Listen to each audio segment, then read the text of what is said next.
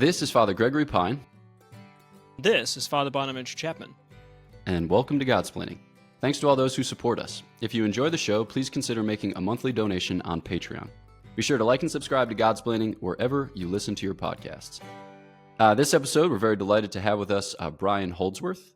So Brian, thanks so much for joining us on the show.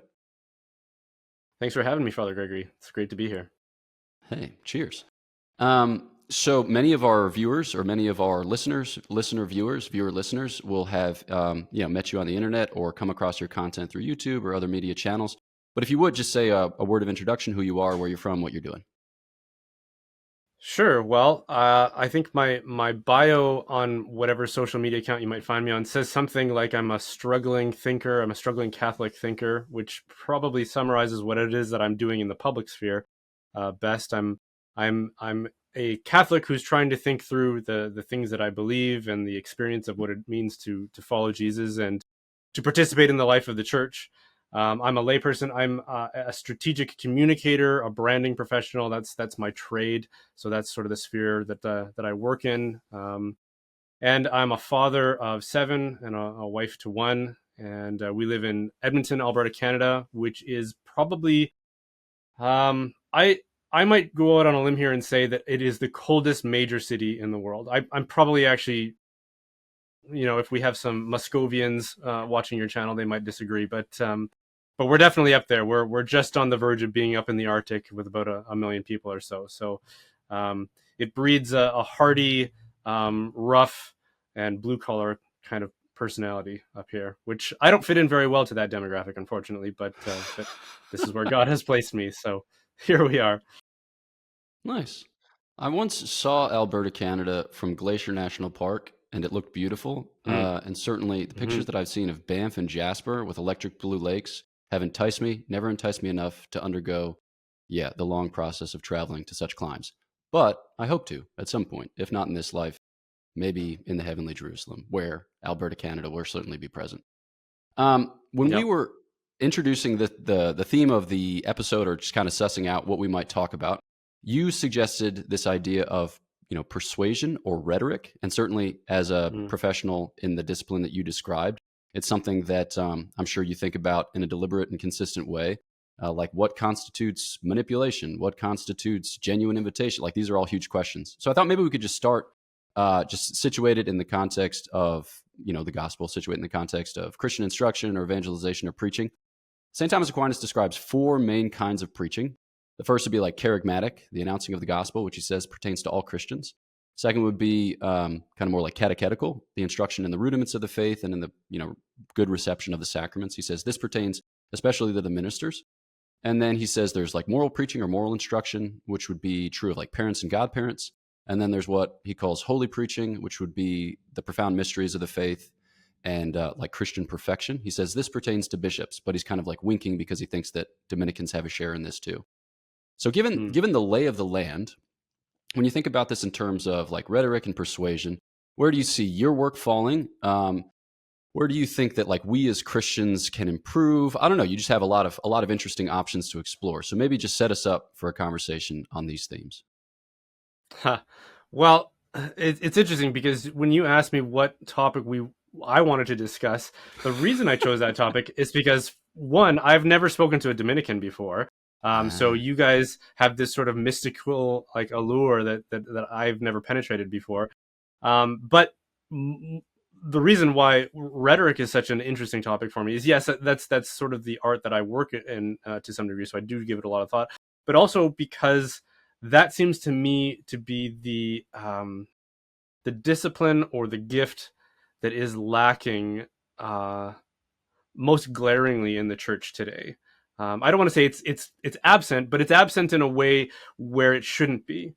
And you guys are the order of preachers, and so I find it really an interesting topic to kind of focus in on with you guys to find out because I actually am not that familiar with what St. Thomas has to say about it. I mean, when I think of St. Thomas, I think of very sort of academic treatment of subject matter. That often gets recited in the same way, right? So if even in a debate scenario where we're trying to be as persuasive as possible, you might get a Thomist or a Dominican who says, well, St. Thomas says this in the Summa, and then he'll sort of articulate the argument in a very intellectually rich way, but rhetorically dry way, if I can put it that way.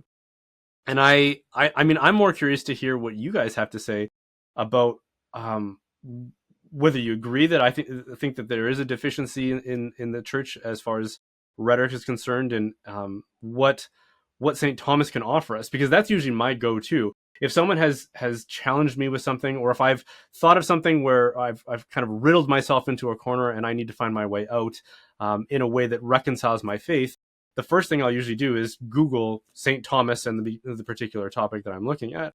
So I'm hoping that you guys, as experts in St. Thomas, can help me find my way out of the riddle of the maze of how it is that we need to be using rhetoric in efficient ways and proficient ways, but also ethical ways and in ways that are in accord with what it is that we believe in, how the tradition of proclaiming the good news of Christ's death and resurrection to the world situates us. Yeah, I guess, Brian, that's great. I mean, it's a great question, and we think about this, or preachers, about how we preach, our style, you could say. And I think one of the questions I have is, when I think about these questions, and I think you'll be able to talk about this, is, sometimes we think about the truth as like vaccination. Preaching is like vaccination. So we have like the truth of the content of Thomas Aquinas's distinctions and what have you. And then we just have to stick it in, jab it in somehow. And that's just like hit the mind. Like it just, you vaccinate the mind with Thomas's truths. But there's another way you could say, actually, no, it's, and so the question is, how do you get, like with a child, how do you get a child to take medicine or take this sort of thing? You kind of sing a song to the person, ooh, the airplane's coming in, and that has nothing to do with the medicine, right? The medicine is totally different from the delivery mechanism and the appeal to the child to get this, to do this sort of thing, right? Because if the child knew that this was what he was getting, he wouldn't want it. And if people knew that they were getting Thomas Aquinas, they might not want it. That's okay. Analogy's limp. But at the same point, the vehicle and the persuasion and the encouragement and the stupid little woo, flying the plane in kind of thing, that is extrinsic to the content of the vitamins, the vaccination, whatever it might be, right? Yeah. Now, I don't think we think that's how we talk about the persuasive aspect, as if it was like a wrapping or a coating or a pleasing taste, in the way that like Advil has a sugary coating to it, whereas generic wall-fed doesn't. And so I desire Advil more because it tastes kind of like an M&M as I eat it. We think that actually part of the persuasion, the attractiveness of the truth, is the message. Like the message and its attraction are similar. So use my analogy there. So the extrinsic versus the intrinsic. Now, we wouldn't want to say that it's just pure attraction, that content doesn't matter. We wouldn't want to do the other extreme. But how do you think, in terms of what I'm talking about, the extrinsic versus the intrinsic, the relationship between the form or style of presentation of truth and the truth itself, and how do those kind of overlap when you think about these things?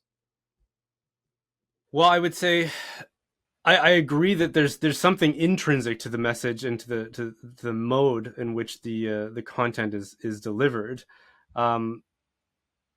As Catholics, and I would say presumably classical theists, we believe in this sort of harmony within God, right? So there's this notion that God is beauty, right? God is truth, and that if we're going to give a presentation of the truth, it should be done in a way that is attractive to your target audience or your hearers. You should be proclaiming beauty simultaneously while proclaiming truth. I don't know if there's any sort of division within that is meaningful, or any distinction there. But as philosophers, I'm sure that you guys could probably find some distinctions. Yeah, I think so maybe just like take this back to an everyday experience that we have of hearing the truth, proclaimed to us, or hearing the gospel proclaimed to us, and then our experience of it as like rhetorical art or persuasion. And I think that for most of us, the daily bread would be the homily. And I think that a lot of people are in agreement that the state of preaching in the church in the 21st century isn't that great. Maybe it's better than in other ages of the church. And certainly we don't want to fall into golden age thinking, as Father Bonaventure likes to repeat. quoting Michel Foucault, there are neither good times nor bad times. There are just perilous times. So now is a perilous preaching time. And whenever a priest criticizes preaching in general, it's, kind of clear that he wants to exempt himself from these things. So I'm just going to go ahead and do this, and I'll sound like I sound. But I think that like a lot of preaching that we hear, it doesn't really make an effort at crafting something beautifully. And as a result of which, I think that it doesn't commend the truth as well. So like a simple kind of rhetorical trick or rhetorical move would be an inclusio. So you introduce a theme at the beginning, you return to that theme at the end. It wraps up the experience of the homily, so that way you're more likely to retain it. Right? It's just like it's a good appeal to the human memory. It corresponds to, the kind of simple desires of the human heart for something neat and orderly. And as a result of which, it tends to commend the message better. But instead, what we often get is like, I was sitting in my Barca lounger, drinking a Bud Light the other day, and I thought, oh, I've got a Sunday homily to prepare. So I looked at the first reading, and then I looked at the second reading, and then I looked at the gospel. And after like 2.5 minutes of boring genealogy, you're like, sweet Christmas, just like, give me God.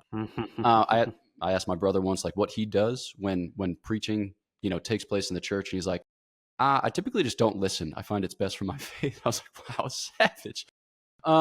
So, from your perspective as a mass going Catholic, from what I recall, you attend the extraordinary form with some frequency, so you probably don't hear too much weekday preaching. But what are the types of things that you are looking for kind of like persuasively, rhetorically in a homily, which you think commends the message and corresponds to the true, good, and beautiful God who is proclaimed within? Yeah, well, it's interesting that you situate it within the context of homilies. For me, what I'm looking for in a homily is typically catechesis. So I want to learn something that or gain some sort of a reflection on, obviously the readings that I haven't accessed myself. I love it when they make reference to fathers or to doctors of the church, to kind of ground us within sort of the tradition and kind of lead us along and bring that up to, the kinds of assumptions that we would bring to the readings. That I find to be the most helpful. And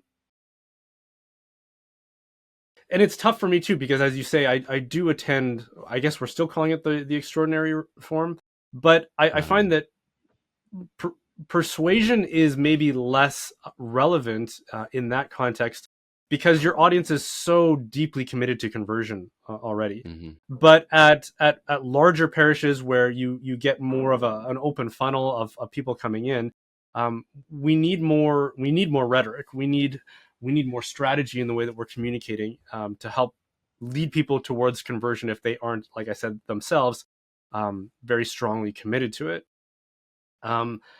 But I would agree with your brother that the quality of preaching in your average Catholic church is quite inadequate, and in a time where we need it to be so much better.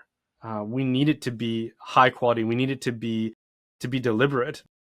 And I don't know if maybe Mass is just, I mean, maybe we're just picking on priests that aren't as formed as maybe they could be in this particular discipline.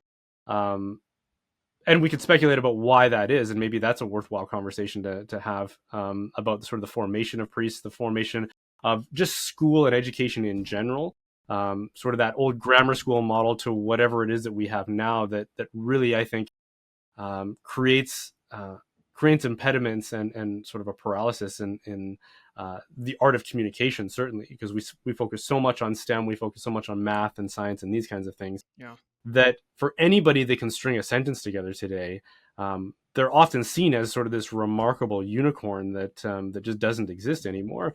And I would, if I had to guess, I would blame that primarily on the way that we're educated these days. Whereas historically, if you went through that sort of that grammar school model of grammar, dialectic, and then rhetoric, you're going to be the kind of person who is very well equipped to communicate, and that's just missing across the board today. And I don't know if that's something that the seminaries can sort of take your typical 18-year-old and say, okay, everything that you've been formed in so far is something that needs to be retooled or just discarded altogether, and then try to inject some of that old model. But it seems that even within the life of the church, we don't seem to appreciate that model anymore either. We've kind of adopted the sort of the modern approach to education, even in our religious formation. And probably you guys could tell me better, but probably in our seminaries as well, from what I've seen. Yeah, I think that's right. I want to circle back. You mentioned, and unfortunately, you mentioned another thing that got me excited. So I want to give you an option to. Do you want to talk about beauty or business? I wanted to ask you a question about each one, but which do you prefer? Which do Okay. you want to talk about first, beauty or business? Well, I'm not a metaphysician, so I mean, I can opine about beauty, but I can't give a very thorough treatment of it. But Yeah. whatever you All want, right, whatever let's you do think is let's do beauty first then, and maybe if I'll okay. get back to the business question strategy. But because you mentioned God being beauty and all of this, and I got excited because I'm a Balthasarian, and Father Gregory got excited from it, I suppose, or unexcited from it. But it's fine. We'll bracket transcendental status of beauty and all of this, and just say I think the gospel is beautiful. And the Christian message is beautiful, and that's why I expect that the extraordinary form is something that attracts you. So I would say it's not actually unrhetorical there. It is this sort of thing. And what more importantly is we want to present the gospel in a beautiful way because it has intrinsic beauty, as you mentioned, to it. It is this God is beautiful and has this or beautiful aspect or whatever. And the gospel is beautiful as a narrative, as a story, as a drama, blah blah blah. What do we say? But in the modern world, this is interesting that, in a sense, beauty has to be seen by and met by those who can perceive beauty. For instance, if Yes. if I'm doing mathematics, I can talk about calculus and derivatives and all of this and integrals only if the person I'm talking to actually knows something about them. And most, okay. Well, beauty, you'd think, well, of course, everyone knows what's beautiful. But I think, and catch me if what you think about this, is we live in a deeply ugly world. Yes. Ugly Yeah. world. And that has to be affecting what people think is beautiful. So in a sense, just presenting the gospel as it is beautiful, we actually have to teach people what beauty is first and then give them the gospel. So it's like a two-stage thing. But what do you think about, I mean, the being beautiful and rhetorical and the kind of drawing people? And so even if we were this and we were doing this better, what are the other limitations of the fact, or do you agree with me that there are limitations in the receivers, those who are hearers, who don't, I think, have a conception of what true beauty, moral beauty, or physical beauty, or whatever it might be? What do you think about that? Yeah, I tend to agree, and we can talk about sensory beauty, so things that like music and architecture and the sacred art and these kinds of things that we tend to associate the arts with beauty, right? But there's also something about the content of a message that can just be attractive intrinsically or naturally, like that you were alluding to about the gospel. And I would say that there were times in the church's history, especially like the early history, in which to large demographics, large portions of the population, the gospel just needed to be proclaimed, sort of that charisma approach to communication, where they just needed to be given the hope that, you're not, even if you're poor, even if you're destitute, even if you're a sinner, even if you're a tax collector or a prostitute or any of these sort of categories that will typically disqualify you from noble company, God has offered you the gift of salvation, and he has offered you a seat at the table of his banquet. God, who is higher than all the other gods and higher than the emperor and higher than any king or principality. That's a kind of news that people were so desperate to hear that you couldn't keep them from being attracted to it. Yeah. When Julian Apostate's reign, I mean, he was a Roman emperor, for those who are unfamiliar with him, who was raised Christian, but then apostatized, hence his name, and tried to renew and rehabilitate paganism within the empire. But one of the challenges that he was facing is that now that the gospel had been proclaimed to the masses were so desperate for that message and so willing to adopt it and willing to be accepted within this community, regardless of economic status or wit or education or attractiveness or whatever. They were just loved because they were human, because they were sons and daughters adopted into sort of the divine life of God, that it was naturally attractive to them. But in today's day and age, we're surrounded by a sea of ugliness, like you say, and it's a noisy, unavoidable ugliness in sort of like the music that surrounds us all the time. You can't go to the mall, you can't go to the dentist, you can't sit in an Uber without having industrialized, mass-produced music inundating you Mhm. just imposing itself on you at all times. Forming you.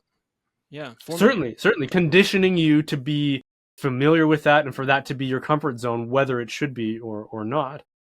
And I mean, that's true of architecture as well. You walk down the average city street today and you are bombarded by the philosophy of modernism and postmodernism.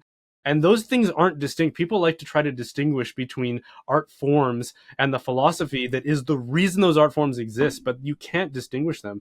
They are informed by them. They are the manifestation. They are the incarnation of those philosophies. And that is what is descending upon us at all moments. So we rarely get glimpses of beauty. We rarely get opportunities to be formed by beauty.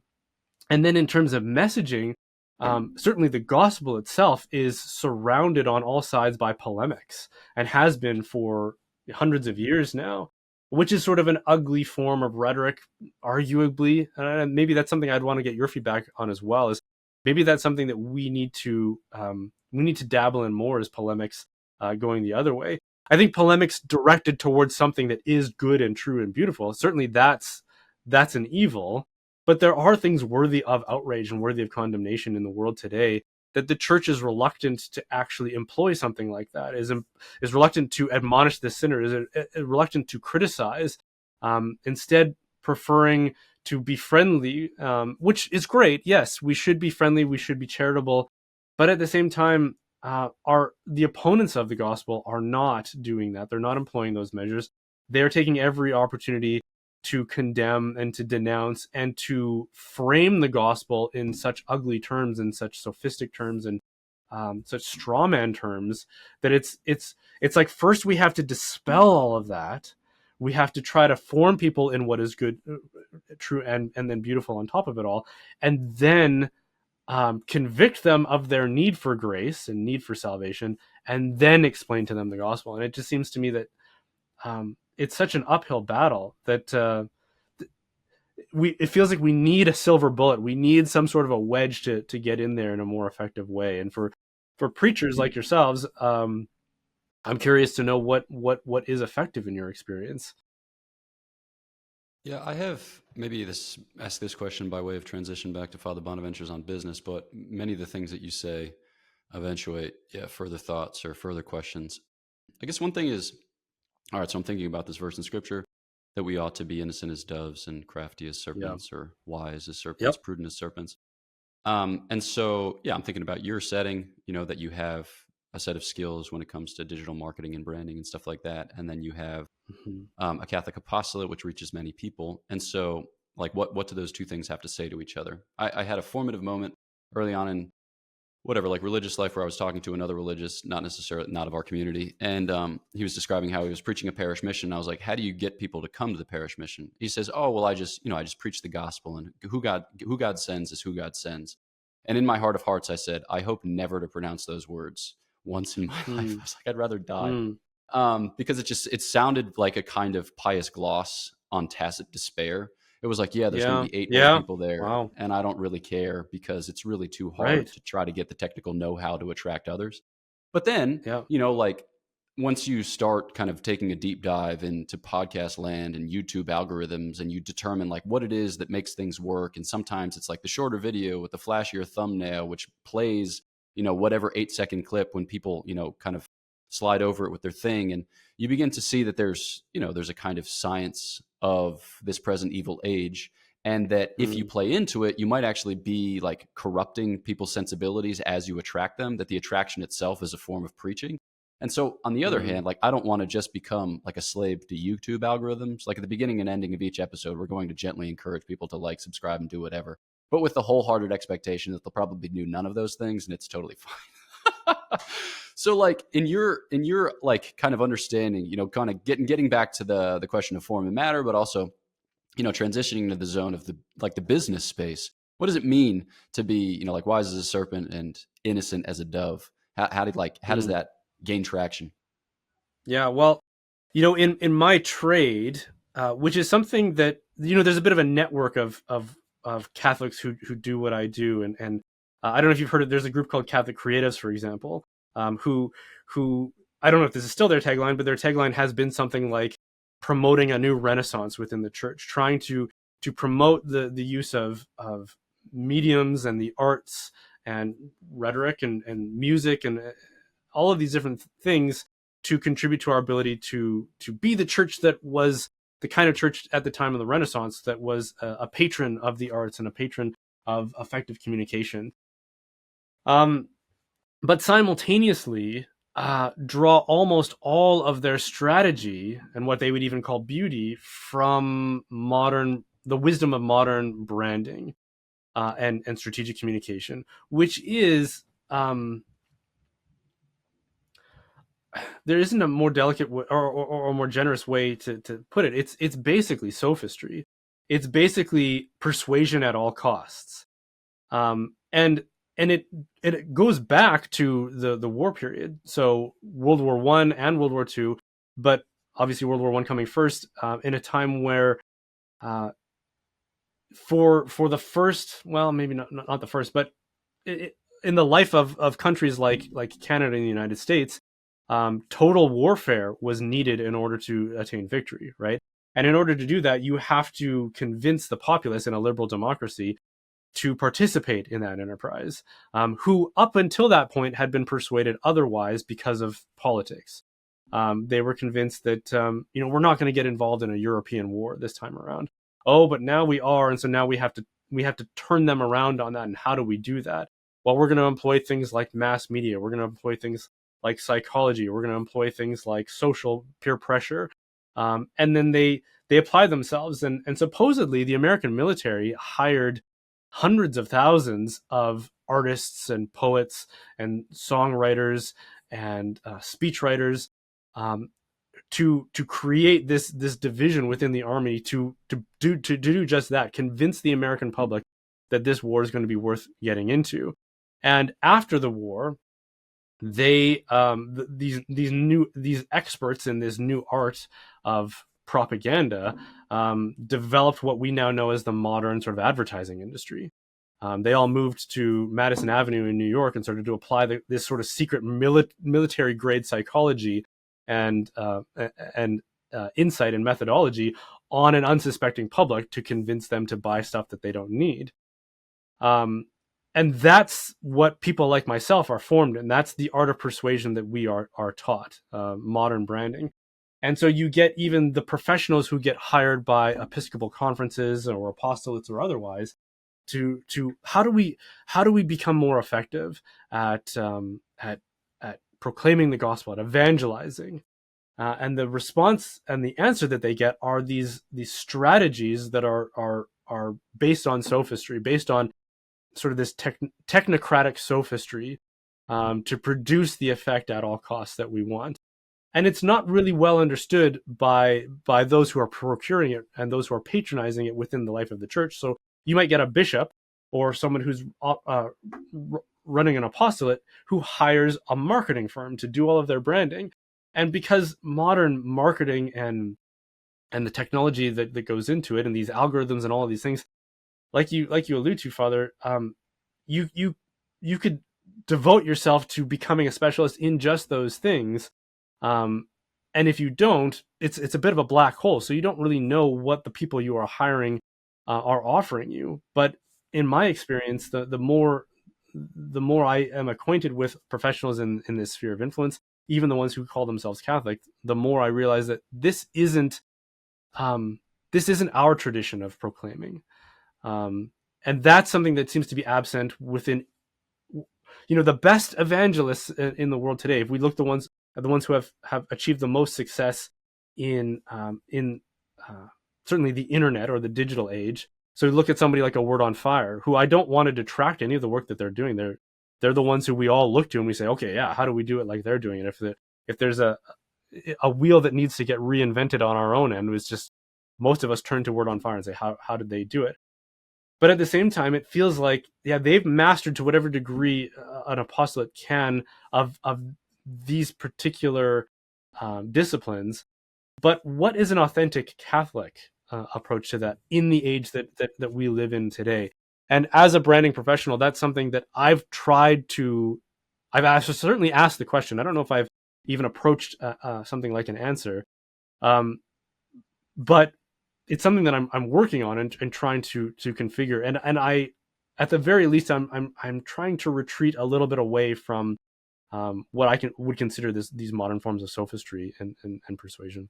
Yeah, I think that's hit a nail. The difference between the proclamation and the propagandization. Propaganda versus proclamation. We proclaim the truth. We don't propagandize it, although people think we do, because I think people mistake the difference between propaganda and proclamation. So, one question might be, how do we work that distinction out in our mind? Yeah. The other thing I thought when you mentioned is about branding. We are so into branding today. And also it feels good to have your own brand. I mean, every athlete wants to have his own Nike brand, sort of thing.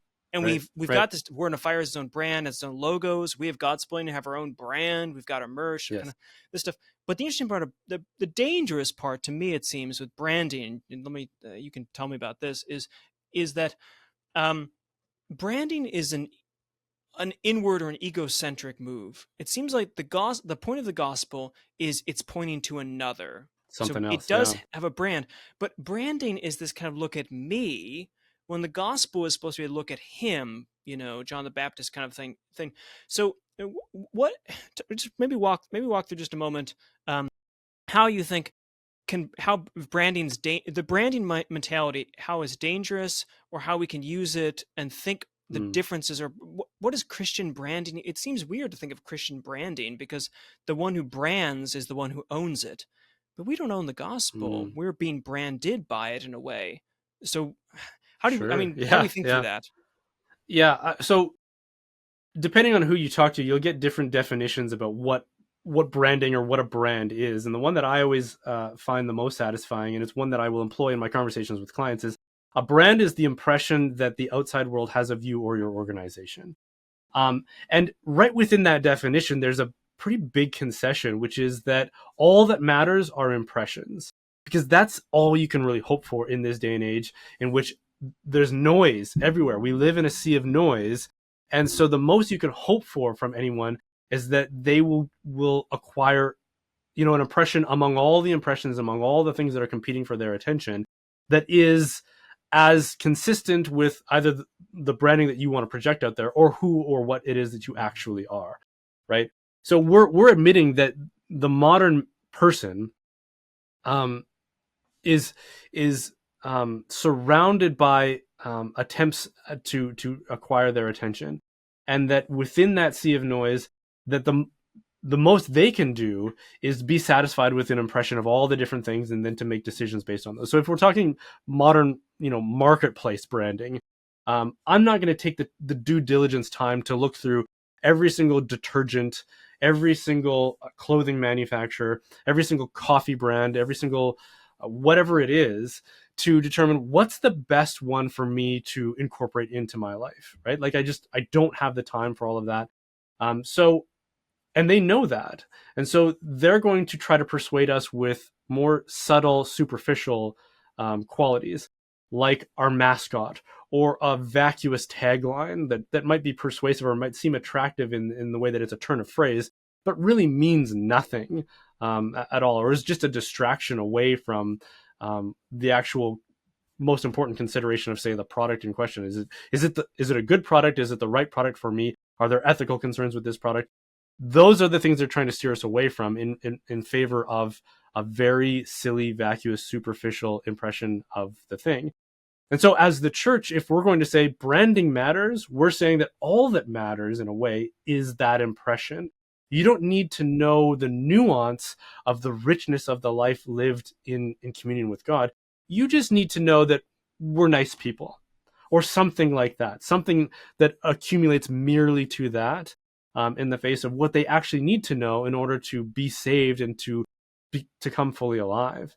And that's one of the big challenges of today, is that, again, we're hiring people who are branding professionals. They're professionals in establishing an impression, which maybe that's worthwhile. Like, if I'm going to give that the benefit of the doubt and sort of try to pump my own tires here a little bit, I might say you have to start at least with that good impression, which will invite them in, and then it's up to you to make that a good experience as they interact with the product that it is that you're offering, right? So if that's the life of the church and the life of discipleship, then it's okay, let's dispel the bad branding and the bad impressions, offer a decent impression, sort of that superficial facade. And then they'll go, oh, maybe these Christians, maybe there's something to this. Maybe this is worth looking into. And then they immerse themselves to some degree in the content of what it is that we have to say, or the life of our community, and then discover that there's far more than just a merely good impression here. There's something beautiful. There's a life to be lived here. Yeah, that's right. That's probably the the sequence that I would promote if I was wholly committed to it. Yeah. Yeah, that has me thinking. As far as like people in the Catholic world who do both, the kind of digital branding piece as a profession and then the content creation, as an apostolate. I mean, I just know of you, and then some of the guys from, Catholic Gentlemen, I think, work for Fusati as well. And there's not many of you. So certainly the competencies that you have, you could host like a Catholic media summit and, have some interesting conversations, or host some interesting conversations. But I think they're conversations that need to be had insofar as, it's a world that can easily swallow you up unless you're cognizant of the fact, or if you're not cognizant of the fact that it aims to swallow you up. Right. But there's a wisdom that, they do have these kinds of summits, and I've been exposed to some of those kinds of conversations. And again, the difficulty for me is that we keep returning to a reliance upon a philosophy that is not our own, and then shoehorning that into our strategy of evangelization and the mission of the church. And I would rather hear Catholics who are professionals in whatever sphere they are, whether it's preaching, whether it's branding, who are looking first at our own philosophy and our own theology, and then saying, okay, what is a unique strategy that emerges out of that? And I think that there are periods within the history of our own culture, and this is a cultural question to me, primarily because culture is that incarnation of creed. It's that sort of embodiment of creed. And it's very difficult to use somebody else's culture to express your own beliefs, let alone to employ that culture within the art of persuading people towards your beliefs. And we've, for the most part, this is the other part of that that is a problem within the life of the church, is that we've abandoned our culture, or at least the tradition of our culture, hoping to find maybe new grounds of culture or new shores of culture, or that we can maybe reconcile the outside culture with our own, the secular culture, whatever that is. And I would say that that's largely a failed enterprise, and that we need to return to either the culture that we had that was fairly effective in its own day, or try to lift that into the context of the world we live in today and try to employ it effectively, or to try to employ a new embodiment of our culture or of our creed effectively into an authentic Catholic culture, rather than a modern facade over the content of Catholicism, which I think is just incoherent. Yeah. So for the 21st century, as we seek to become, those saints whom God is calling us to be, as we seek to give expression to the cult, right? To give expression to the religion, the worship of God in a thick way that's going to give rise to certain cultural expressions or cultural forms, even as we kind of dance around in the remaining, desiccated husk of the failed culture of yesteryear. So it's an exciting prospect, and certainly these are wonderful conversations to kind of set that project in motion, or to contribute to that project. So thanks so much.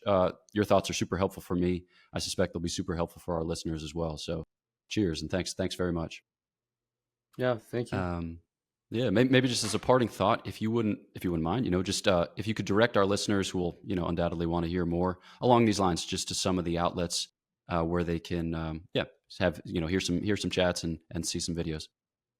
Yeah. So my website is probably the easiest place where everything else orbits around. So it's just my name, brianholdsworth.ca because that's how the internet works in Canada.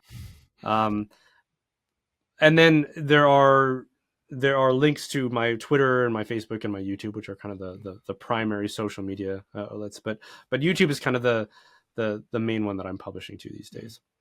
Yeah. Great. All right. Well, again, thanks so much. And thanks again to all of our supporters. If you would like to tithe to our work, please check us out at patreon.com/Godsplaining. It's hard to make these announcements at the end without a mild sense of irony, but Jesus is Lord, and we'll just keep trucking. Follow us on Facebook, Amen. Twitter, and Instagram. Like, subscribe, leave a 5-star review.